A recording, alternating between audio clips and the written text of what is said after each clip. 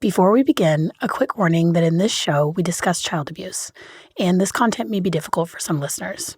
If you or anyone you know is a victim or survivor of medical child abuse, please go to munchausensupport.com to connect with professionals who can help. Tell us about him. What was he like? He was always joking around, and he always wanted to make somebody laugh. And he was really into trucks and cars and getting dirty and just everything you envision of the stereotypical little boy, that was him. And just I remember a couple of birthday parties. The whole family was there just for his birthday. I remember that feeling really good. And just, like I said, I don't even remember what it was he said or did, but he was always trying to make people laugh and joke with people. And his laugh was just the best. And bright red hair and just the most, fun, lively little boy, just full of life and full of energy. And that's just who he was, through and through. It was hard to not be in a good mood around him. You know what I mean? He was just oh man. So there were some really good moments in there. In the last episode, we detailed the intense legal drama that followed Lisa McDaniel's conviction for medical child abuse, her brief stint in a detention facility, and how she and her husband, Carrie, not only ultimately got their daughters back, but added another child to their family. Colin McDaniel, born July 25th, 2002, was chubby-cheeked and cheerful with a shock of flaming red hair. Colin was a light in their lives, especially after all Mishelle had been through with her family. But there was darkness ahead. I have all these thoughts about what happened to my brother, if mom had a hand in it, and knowing that on paper it's likely that she really did. I can't, that's been really hard to deal with, but also I guess I haven't had to process it in a real tangible way, even though logically I know on paper I know what it looks like, right? But having other people look into it and also want to know the answers and also want to know the truth. And this is at the heart of what we're trying to do this season, get as close to the truth as possible about what really happened in the McDaniel family, to once and for all drag it all into the light. As I said at the outset, Mishelle and I have been discussing telling her story for years. I warned her in the beginning that she would likely learn things as we went, and that this could be a difficult experience to prepare for. I know this because I've been there myself. There are details that once you know them, you can't forget, even if you wanted to. People believe their eyes. That's something that is so central to this topic because we do believe the people that we love when they're telling us something. If we didn't, you could never make it through your day. I'm Andrea Dunlop, and this is Nobody Should Believe Me.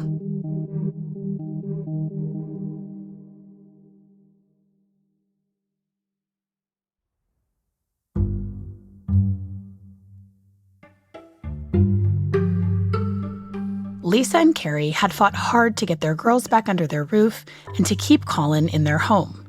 But once the drama of the court battles subsided, the two appeared no more interested in the day-to-day grind of parenting than they had been before. And Mishelle, who is 10 years older than Colin, ended up being more of a caretaker than a sibling. I remember taking care of him. I remember changing his diapers, feeding him, doing all the basic kind of caretaking things. And of course it wasn't 24/7 because I was in public school.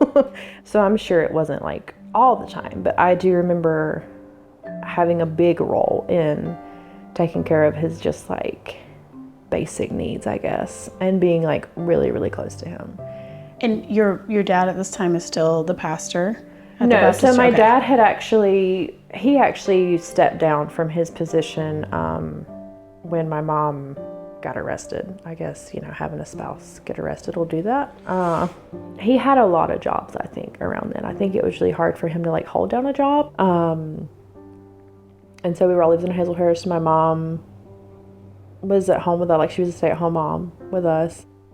The finances of the McDaniels are a mystery that will pervade the rest of this story. But despite Carrie's sporadic employment and the fact that they had 3 children to support, the couple managed to take a lot of trips. Lisa was technically a stay-at-home mom, but she didn't seem to have much interest in doing either of those things, as her sister Sabrina remembers. Him and Mishelle and Angelin would be at my house basically all the time. Lisa and Carrie were going places, leaving them. They would be at my house. I would have all three of them with my three kids, so we had a house full most all the time, especially during summer.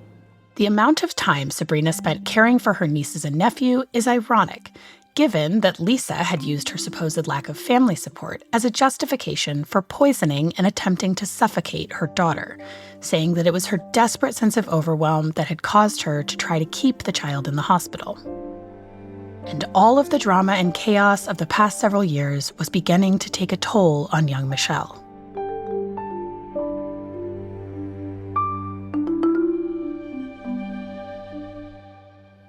I feel like that was when my mental health really, everything started to settle on me, because I remember that was really around the time I can first identify true depression, and a lot of anxiety. And then I started having even that young, I was probably, I think I was 12 or 13. And I started having a lot of suicidal ideation and just a lot of that. Michelle's well-being always seemed to be an afterthought with so much drama going on in the household, and this was compounded by the ways in which Mishelle was expected to care for her siblings. And as a teenager, Mishelle was trying to find her own identity outside of her family. I remember when I first started to be separate, I think a little bit from my brother. It was actually the weekend, Mom claims, the last weekend he was healthy, because it was, like I said, I was spending a lot of time with him, and then I had started meet friends and stuff, so I started to not be home quite as often. And there was a band event the same weekend that Mom had planned to take my brother to this Thomas the Tank Engine thing. He was a huge fan of that, and I didn't go, and that was I just kind of remember even then being almost feeling guilty for not going, and doing this thing with the band or something. But I went to my thing, and they went to theirs, and I saw the pictures or whatever. And then I guess it was that week after that, my mom got a call from the school that my brother had just walked into a pole because he didn't see it. And so that was the beginning of what we were told of him being sick. Lisa's story of the onset of Colin's illness has a few different versions. Mishelle remembers the story about the pole. Sabrina remembers hearing a different story. She had called me and told me, Colin fell off the bunk bed last night and he's still not awake. But it was still early in the morning. It was my kids had barely got on the school bus. And I'm like, but he's usually not up this early. So it didn't trigger me because he wasn't up that early anyway. And she's like, well, he just fell off. And I'm like, well, did he have a knot that went, did it dip in? Asking all these questions that you were taught, if they get a knot and it goes on the inside, you need to worry about it or whatever. And I asked those questions. She's like, oh, no. And I'm like, well, how did he fall off the bunk bed? And if he fell from the top bunk to the bottom bunk to the mattress, did he hit his head? Did he even hit his head? Then, supposedly, now, she says he woke up screaming. I didn't hear him. But she said, he's screaming, he can't see. I didn't hear it. So you're on the phone? I'm on the phone with her. And because it stands out in my mind, why would you call me and tell me he fell off the bunk bed? So she says she took him to the doctor. The doctor couldn't find anything wrong with his vision.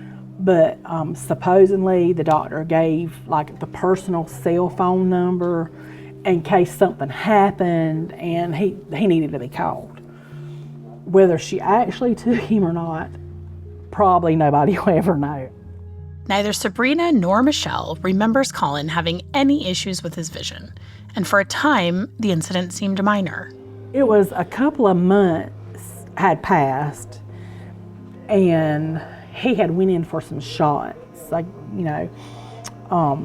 because he was in preschool, and I guess maybe he was not up to date on his shots. Yeah. So she had took him in for his shots, and then within the next week, he started having a little bit of trouble. When she tried to blame it on the vaccines, and I just wasn't buying into that. I'm like, and I kept telling her that just don't That's not right. It's just not right. And then I would say maybe 6 months passed, and it just literally seemed like overnight. He went from being this energetic, I'm going to do this, and I'm going to prank you and play jokes on you and tell jokes and make everybody laugh. He went from that to, I don't have enough energy to get up off this couch. Sabrina remembers this moment, rather than the alleged vision loss, as what precipitated Colin's downward spiral. And Lisa herself reiterates this idea in a couple of anti-vax posts on her Facebook. In one post, she condemns a story about a North Carolina school district incentivizing parents to vaccinate their children by raffling free iPads. Because apparently, the promise that your child won't get or spread a life-threatening illness is not incentive enough for some. Lisa writes in this post, quote, "This is going too far. Vaccines are what caused Colin to have his first flare-up of optic neuritis. He went blind in both eyes." While I am recording this, there's currently a raging measles outbreak in Texas that has led to the death of 2 children. So I'm compelled to clarify here that there is no connection between vaccines and NMO. The falling off the bed version seems to be the one Lisa has landed on in her public recountings of the story. Colin was born a very healthy little boy as far as we knew, and developed normally all through his babyhood and early toddler years. And, you know, we were like any other family with two other daughters. And then Colin was our baby. And, you know, he did all the normal things, and he ended up going to preschool, had fun singing the songs and interacting and making friends just like any other normal, you know, kid that age. Yeah. And then one day, very suddenly, our life just completely changed. I'll never forget the day, actually on Halloween night in 2007, Colin was playing on the bunk beds with his sister. They were jumping on the bottom bunk, and he fell off and bumped his head, kind of knocked the breath out of him a little bit. He was a little winded. He was perfectly fine after that, after Mama picked him up and settled him down. And, you know, we loved on him a bit. He was perfectly fine. And life was never normal after that. The very next morning, Colin woke up and he was vomiting a bit and kind of scared me. And I thought, oh, he must have injured himself when he fell off the bed. So took him to the emergency room. They're like, we think he just has a virus. He'll be fine. Take him back home, let him rest. So we did that. That's Lisa on a podcast called Exceptional Stories and the People Who Live Them, hosted by Steve Dover, a friend of Lisa and Carrie's.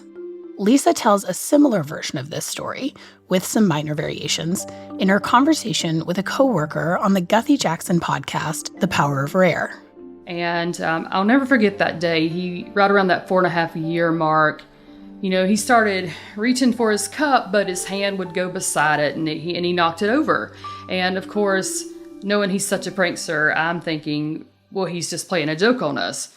Well, then he went to the couch where I would normally sit, and he started tapping my daughter on her leg and calling her mommy. And I was like, Colin, I'm over here. And he looked at me, and I realized his pupils were huge. And at that moment, it still took me a minute to realize that he couldn't see, because he never really even told us he couldn't see. So obviously, our world completely changed then in that moment when I realized he couldn't see, and of course set out on that journey to kind of find out what was wrong. Shortly before Colin gets diagnosed with NMO, Lisa begins a blog on CaringBridge, a website where families can keep in touch with loved ones experiencing an illness. Here, Lisa keeps a prolific and detailed chronicle of Colin's illness, often posting every day for a period of several years. The falling off the bed detail reappears in an early post on the site, with Lisa writing that Colin went, quote, completely blind within a couple of days. Mishelle, who was 14 at the time, does not recall her brother having any issues with his eyesight, let alone mistaking her for their mother or going completely blind. The thing she most recalls is her previously vibrant brother's sudden lack of energy, as does their Aunt Sabrina. far from the devoted, concerned mother Lisa portrays on her blog and social media during this time, this turn in Colin's health did not seem to inspire Lisa or Carrie to be more attentive as parents, as Sabrina remembers. And months went by that he was sick and didn't feel good and couldn't get off the couch, but Lisa and Carrie were still leaving him. But at this point, they had got to the point where Carrie's mom had moved in the house, which she was older at the time, and I don't know. I was watching them. Like, they would leave all of them, and it would be Granny, which is what I call her. It would be Granny, Mishelle, Angela, and Colin, and they wouldn't let anybody know they were gone. And they would leave like overnight? Yes, they would leave like for weekends. I don't remember them. Yeah, they would leave for weekends and say, well, Bernice is there. And I'm like, but one day when, because it was basically Mishelle having to watch, because she basically had to kind of watch Granny too, because Granny had got, I think, the first stages of dementia or early onset Alzheimer's or something like that. So she was basically watching them. Well, she said, Mishelle called me and she says, something's wrong with Colin and I need you to come over here. And I don't even remember this. This is wild. And I was like, you know, and we didn't live maybe 3 minutes away from him anyway. And I'm like, okay, I'll be there in a minute. And I'm like, do you need to call the ambulance, you know? And she's like, I don't know. I don't know. This is after Colin got sick? Yeah, this was after he got sick. Your mom and dad, it was like the whole weekend they were in Savannah or Atlanta or somewhere. Literally don't remember this. Keep in mind now, I had called Lisa on the way to their house to tell them that Mishelle had called and said there was something wrong and I was on the way over there to check on him. And her response was, well, if you need anything, just call his doctor.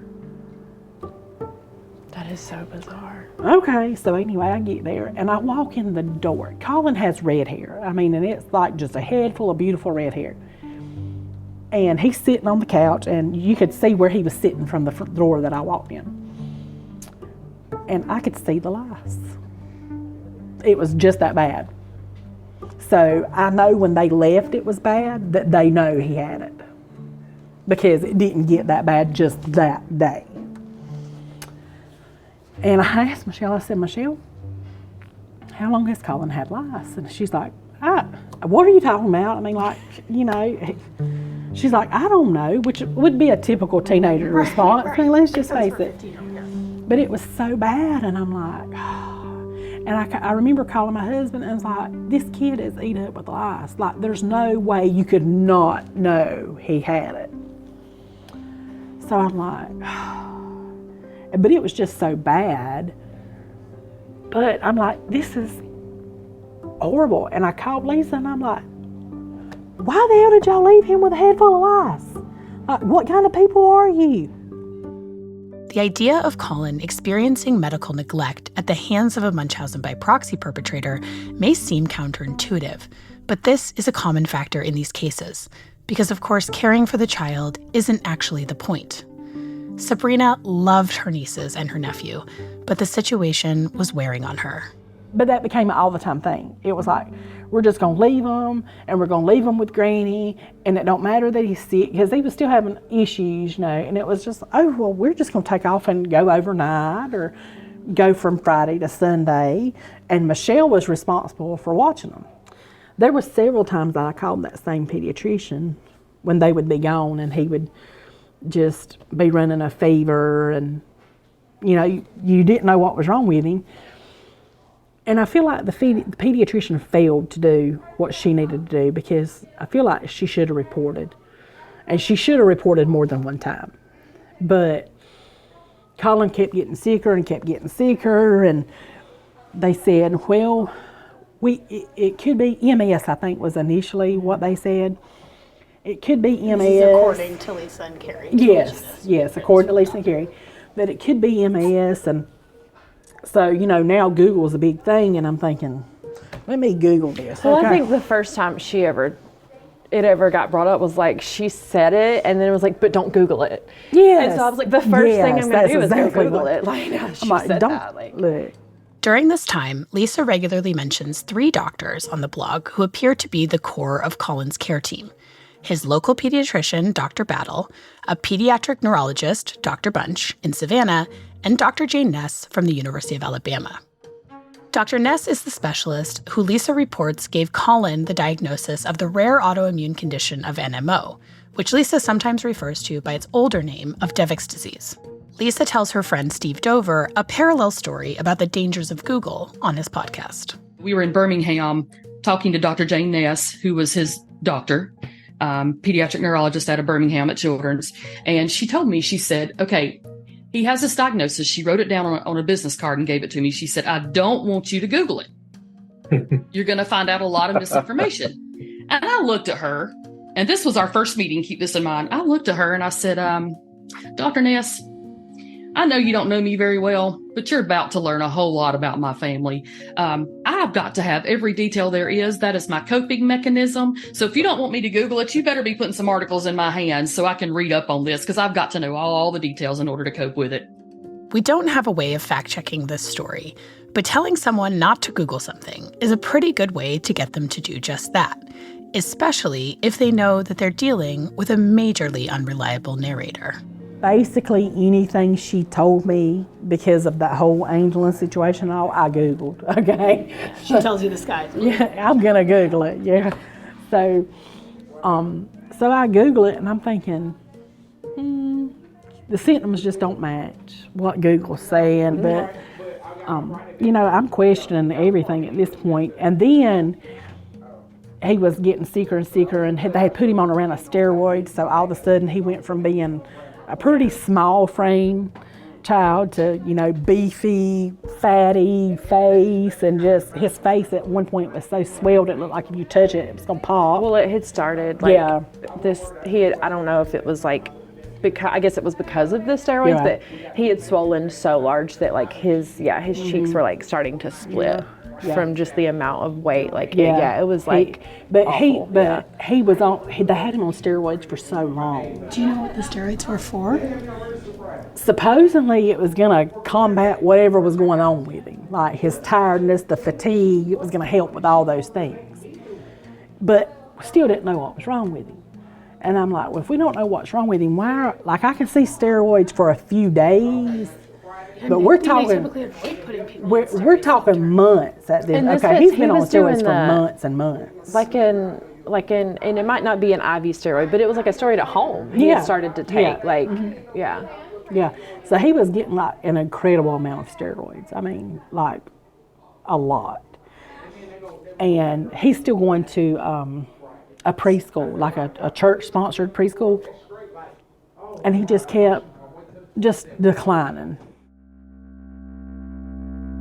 Especially a small kid giving steroids for that long of time and not have a diagnosis or a real reason as to what they're really doing. So I think other people started questioning it because the freshness of Angelin and all that stuff hadn't completely dissolved. And then all of a sudden it was, well, we need to move to where this better doctor is. And that's in Alabama. Lisa confirms in her blog that Colin was taking a, quote, massive amount of steroids, which led to rapid weight gain. Long-term use of steroids can have serious side effects, including bone loss, glaucoma, muscle wasting, and suppressed adrenal function. Colin appears to have started this steroid regimen shortly after the alleged onset of symptoms, as a photo from late 2007 shows him looking drastically different from photos taken months earlier. According to Lisa's blog, MS was the suspected diagnosis until Colin was diagnosed with NMO in March of 2008. And by November of that year, Lisa and Carrie had uprooted their family and moved them to Alabama. Moves across state lines are common in these cases, and the purported reason is almost always the same, that there's only one very special doctor who is capable of treating their child's unique case. For Lisa, it was Dr. Jane Ness, an associate professor of pediatric neurology and neurobiology and director of the Center for Pediatric Onset Demyelinating Disease Clinic at the University of Alabama. But it seems far more likely that the real reason for the move was that Lisa wanted a clean break from her own dark history, lest it cast into question her son's illness. Because the people who'd witnessed what Lisa had done to her daughter Angelin, such as the PICU nurse Judy who'd cared for her, hadn't forgotten. I've taken care of thousands of children, and a lot went on at the hospital. So when Colin was little, before they moved, I walked into the unit one day and he was in the PICU number 4, and I saw the name on the board and I had to leave the unit because I thought I was going to be sick. And so I said to the charge nurse, I said, I can't take care of that patient. I cannot go near that room. I don't want anything to do with any of that. I told all my coworkers, who he was, because most of them had no idea. And I did let the physician group that was taking care of him, know my concerns. But I didn't go look at his chart or see why he was in there or anything like that. I basically, because I didn't even want to see her, because I just had such a visceral reaction at that point. I couldn't even look at her after everything that she's done, so I just stayed away from it. And then I was off after that, and by the time I came back to work, he wasn't there anymore. Judy couldn't remember the exact timing of this incident, but it appears that either this report or some other report coincided directly with the family's decision to move. Lisa's blog gives us some insight into what may have been happening behind the scenes. In August of 2008, just 5 months after Colin has reportedly been diagnosed with NMO, Lisa begins to talk about death, with the first mention of Colin's disease being fatal. She recounts a dire conversation she allegedly had with Dr. Bunch, the Savannah pediatric neurologist. Quote, "The neuro basically told us at his rate of relapse, he would likely be unable to walk in just a short time. She told us to sit down with our family and prepare them for what is happening and to make the most of the time we have now. In a letter she wrote for us to another doc, it says, quote, Colin McDaniel has been a patient of mine since November 2007. He suffers from Neuromyelitis Optica, a disease rare in children and likely to be fatal. These neurological findings are predictable and consistent." There's no way to verify the authenticity of this letter, but my research on NMO found that this condition is not considered fatal for children who receive a timely diagnosis and treatment, which we know Colin did. Yet from this point on, death becomes a common theme on Lisa's blog. In the next entry, she writes, quote, "Without research, Colin and others like him will likely be paralyzed, blind, or die waiting for the right treatment." Later in August, Lisa writes, quote, "We talked about hospice care for him. Our family needs help dealing with everything going on with Colin, and hospice will help provide that for us and for Colin.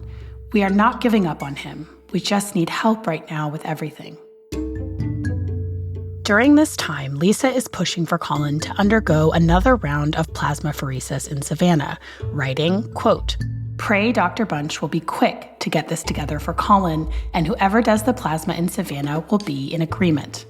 And she mentions the hospital's hesitancy to do this treatment.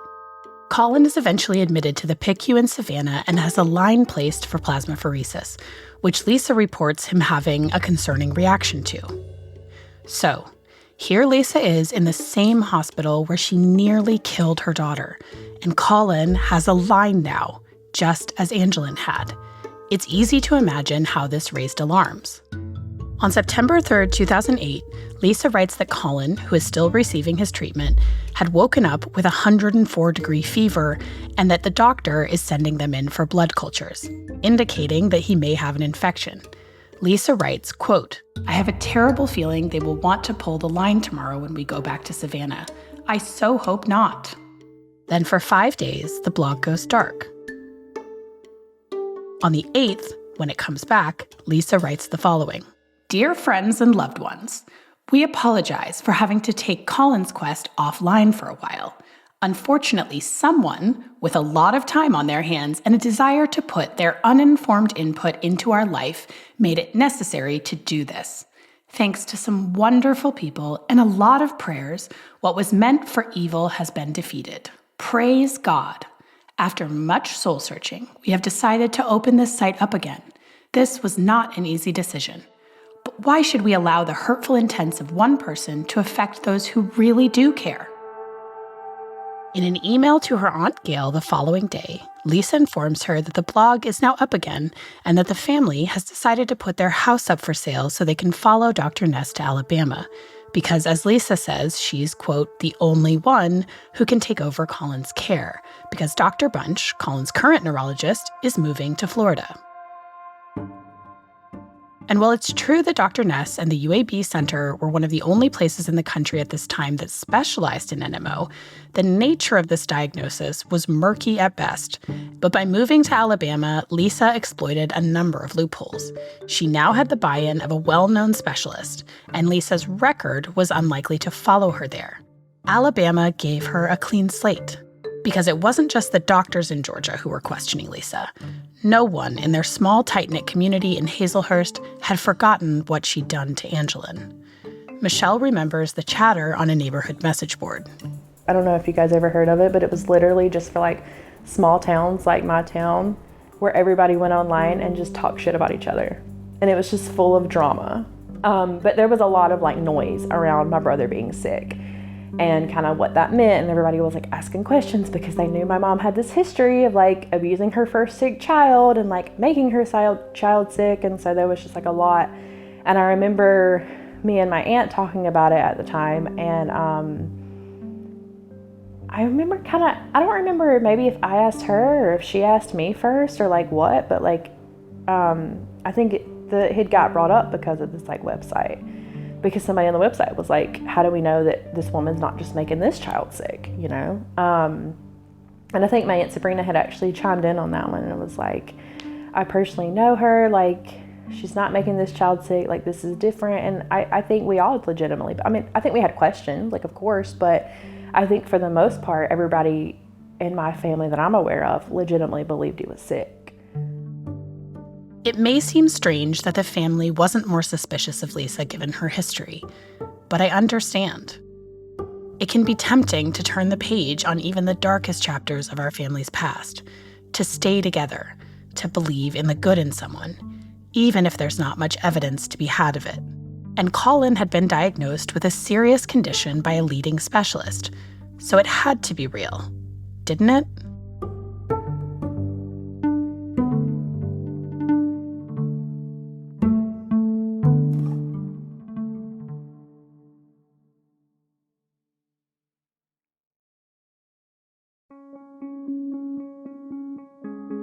Proximity to the heroic Dr. Jane Ness and evading suspicious eyes may not have been the only motivations for moving.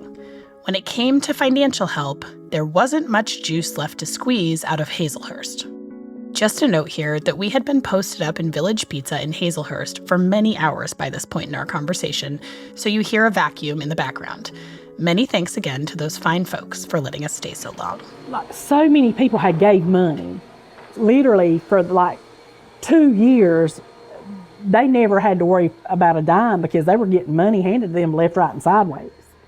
Okay, and so when all this came out with Angelin, that it was in fact the mom that was causing the issues with Angelin, like all these churches and everybody that had give all this money were, people were livid. And with every right, because at this time they were invested. They had invested in this child. When all this starts coming out with Colin and he's getting sick and he's going to the preschool and the people at the preschool are noticing, man, he's gaining all this weight, what's going on? You know, they're noticing all this stuff. But then it was just all of a sudden out of the blue, well, there's a doctor in Alabama that we're going to try to get in to go see, but we're going to have to move. But the reality of the move was not really because there was a great doctor in Alabama they were going to see. It was the fact that people here were sick of their shit, to be honest. There's no other way to say it. And a new state, people don't know what's going on. So they wanted the fresh state to succor people.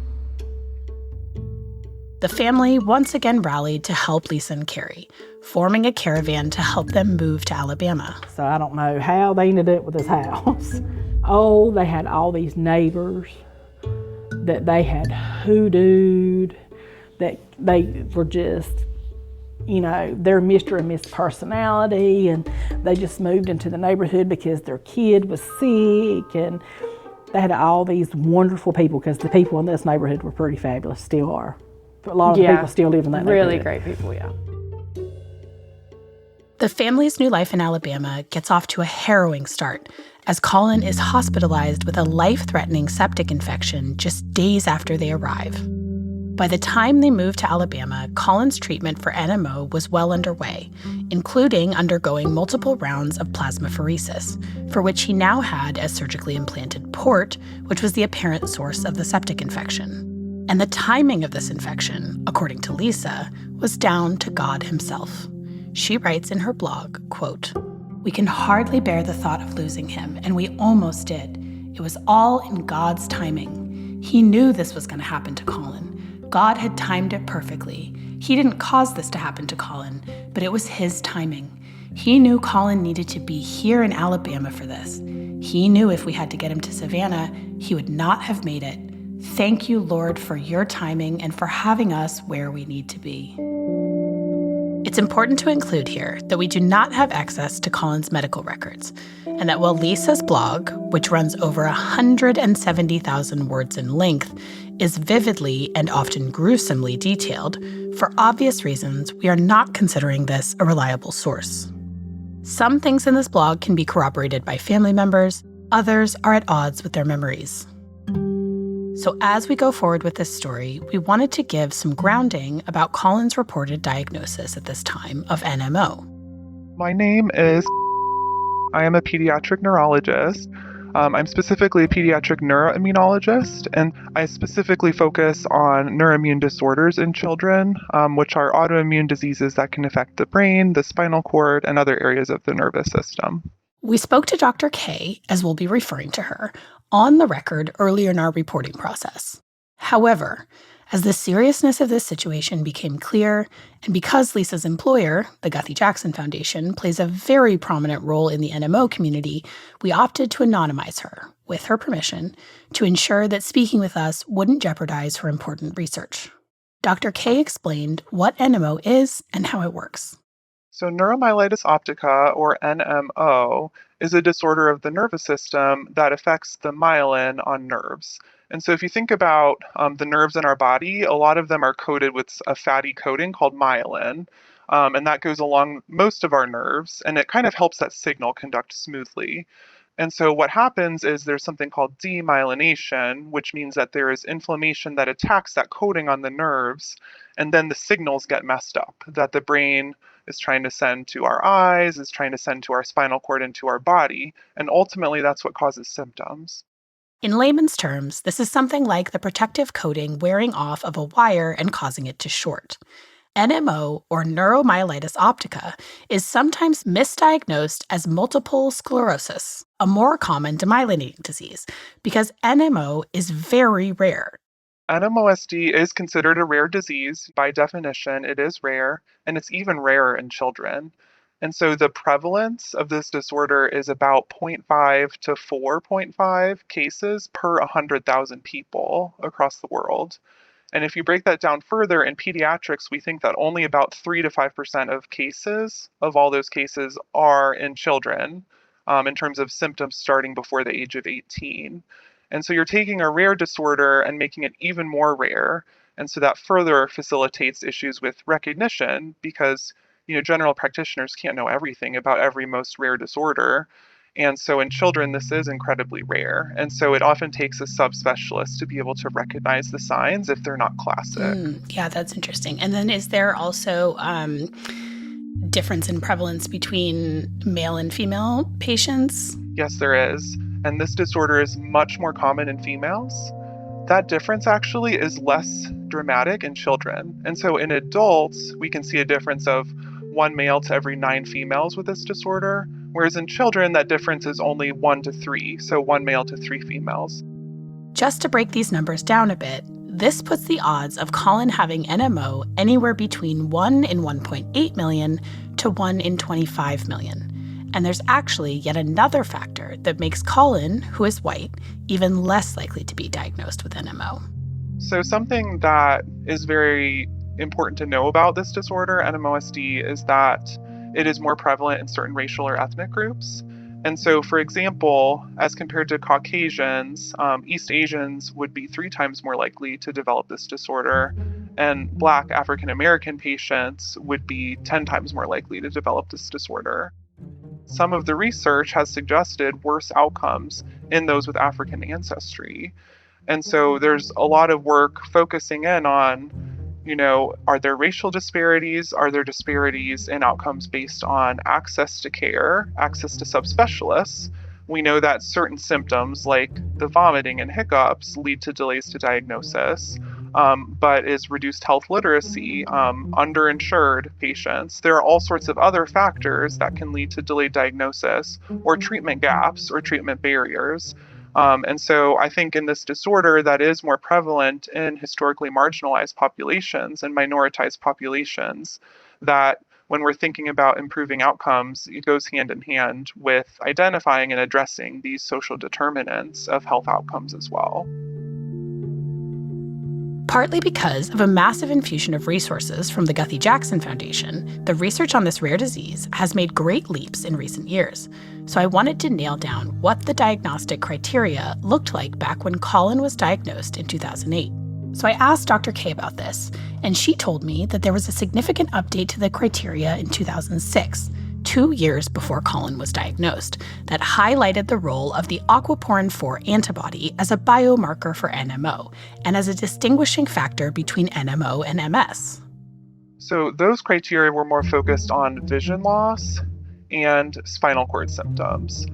This was classically known as de Vick's disease, and it involved optic nerve inflammation and spinal cord inflammation. Those were the diagnostic criteria that first incorporated this antibody test, this aquaporin 4 antibody test, into the criteria. But we didn't really recognize that area postrema syndrome was a part of this, and it wasn't recognized that maybe there are forms of this disease that don't have that aquaporin 4 antibody being detected. So those criteria focused on having the aquaporin 4 antibody and having these classic symptoms.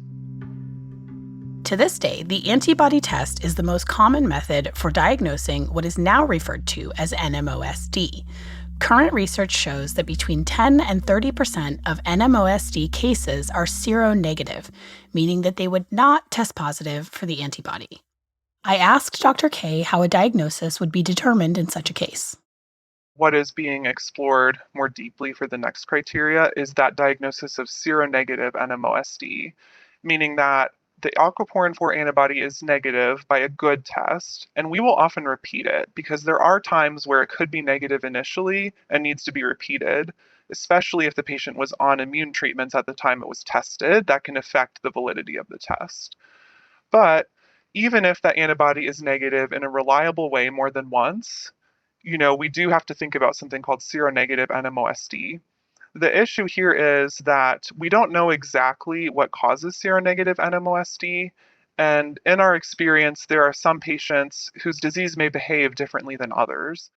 It's hard to pinpoint exactly where the evolving diagnostic criteria were in their evolution when Colin was diagnosed in 2008. However, there is no question about Dr. Jane Ness's expertise in this category. She is a leader in this field and has published abundant research of NMOSD and other demyelinating diseases. As it so often is in medicine, diagnosing and treating NMOSD is both an art and a science. So it's hard for us to really wrap our brain around it because there are definitely cases where the symptoms really mimic NMO, and then the MRIs look exactly like they should, and we're surprised the antibody is negative, and I would treat those very aggressively, to prevent the further disability. But especially in children, they can be more likely to have a one-time event in terms of having an attack that could look like NMOSD. However, this may not be a lifelong condition, and it may be that once they recover from this event, nothing will ever happen again. And so this is something that's very difficult to wrap our brains around because we have criteria for seronegative NMOSD. They're more stringent than the criteria to diagnose this disorder when the antibody is positive. So if the antibody is positive, all you need is one core clinical symptom. So one of the main ways this presents, and you can diagnose this. If the antibody is negative, you need two core clinical symptoms. And you have to have the MRI imaging look a certain way that kind of mimics where these water channels are, or a certain way that the lesion should look in the inflammation in the spinal cord or in the optic nerve. So we do have those criteria, but in children, we sometimes find that even if they meet criteria for CR-negative NMOSD, they may not require lifelong treatment with immune medication. NMO is a relapsing disease, which means symptoms come in attacks.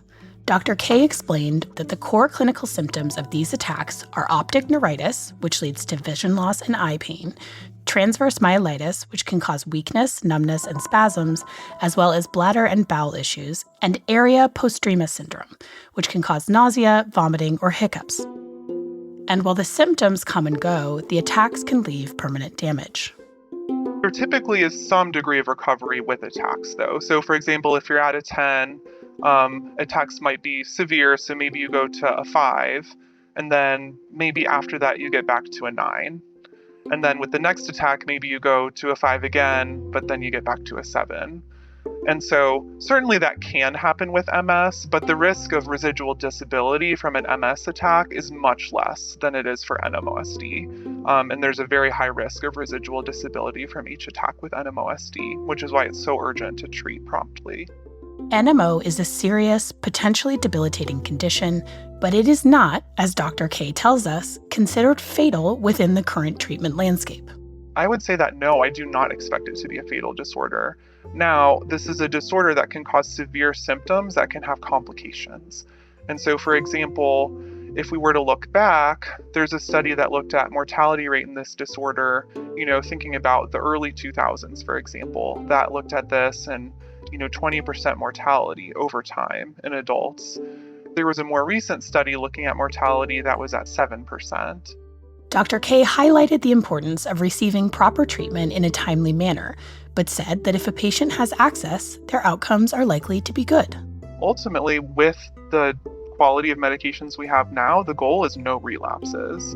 And so if we're on an effective treatment, the goal would be no further relapses for this disorder. And usually that's a very reasonable goal.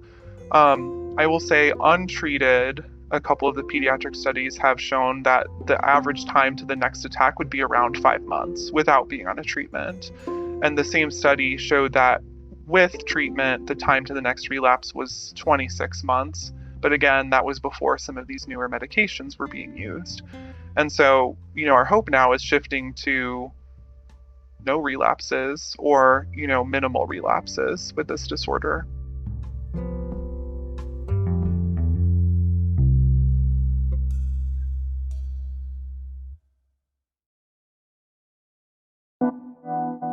By both Lisa's account and the family's memory, it took some months after Colin began having symptoms to get the diagnosis of NMO, which from my research and from my conversation with Dr. K, seems like a pretty common trajectory for NMO patients. And Lisa recounts this process in her podcast interview with Steve Dover. So we took him back to the pediatric neurologist in Savannah. She said then she was almost certain he had multiple sclerosis and wanted to start him on some, what I thought at the time, looking back on it, it's funny, but at the time I thought, that's pretty harsh medication to put my kid on. She's wanting me to give him injections. And, as a mom, I just was like, I don't really want to do that. So I started investigating and researching and trying to find someone who was a specialist, pediatric specialist in multiple sclerosis. Mm-hmm. Finally got in touch with the National MS Society in Atlanta, and they said, you need to go to Birmingham. That's where the specialist is. Take him to Birmingham. They'll be able to figure him out. So long story short, got all our medical records, sent them to Birmingham. The doctor immediately called and said, can you be here Wednesday? This was like Monday. Can you be here Wednesday? We're like, absolutely. Took him all the way to Birmingham. She kept him a few days, did some tests. There is an antibody test for neuromyelitis optica, which is what he was finally diagnosed with after the antibodies test and her, examining him over those couple of days that he was there. She was determined that he had neuromyelitis optica and diagnosed him with that. And that started the whole new world of, well, we now have an answer. What do we do now? This is a good place to note that the existence of an illness does not preclude abuse. It's a common misconception that a true diagnosis is exculpatory. However, a positive antibody test certainly would seem to solve this piece of the puzzle. And again, Colin was being treated by a renowned expert. Except for this. On Lisa's social media, she mentions that Colin's antibody test actually came back negative. A seronegative diagnosis of NMO puts Colin in an even smaller minority, 10 to 30% of this already vanishingly rare condition. Now, we have covered some very fishy clinical, meaning based on symptoms, diagnoses on this show. They happen, such as Dr. Anthony Kirkpatrick, Season 3's CRPS expert, who runs an all-cash ketamine clinic. But Dr. Jane Ness is not a strip mall doctor. She runs a center at a respected research hospital. There's every reason to believe that she's the real deal, and she appears to have really had Lisa's back throughout this journey. Lisa even picked up her family and moved them to Alabama to be near her. It's notable that, as Lisa mentions in her interview with Steve, she selected Ness herself, rather than being referred to her by another doctor. As with so many things we discuss on this show, by itself, this move could be benign. MS had been thrown out as a possible diagnosis, and Dr. Ness is an expert in that as well. But given the context of Lisa's history, it's worth noting that finding a rare disease specialist in another state or even another country is a common pattern in Munchausen by proxy cases, as in Hope Ybarra's case, Mary Welch's case, and the Kowalski case. How exactly did they land on this less than 1 in a million rare disorder as Colin's diagnosis? There's no question that Dr. Jane Ness treated Colin. She appears in a Guthrie Jackson video at the hospital treating him. And Ness appears to have been quite close with the family. Mishelle has vivid memories of Ness as a presence in her brother's life, and it was her credibility that made Mishelle push down her doubts about her brother's illness. The truth seemed destined to be forever shrouded, because Mishelle didn't have Colin's medical records. But she did have Dr. Jane Ness's phone number. I've been kind of digging through really just what happened to Colin. I know Mom had said some things about some of his antibody tests being negative until after. Some of them had been negative, and there had been one that had been positive, which I never saw. Do I have definitive proof of what he has? No. Coming up on Nobody Should Believe Me. Nobody Should Believe Me is written, hosted, and executive produced by me, Andrea Dunlop.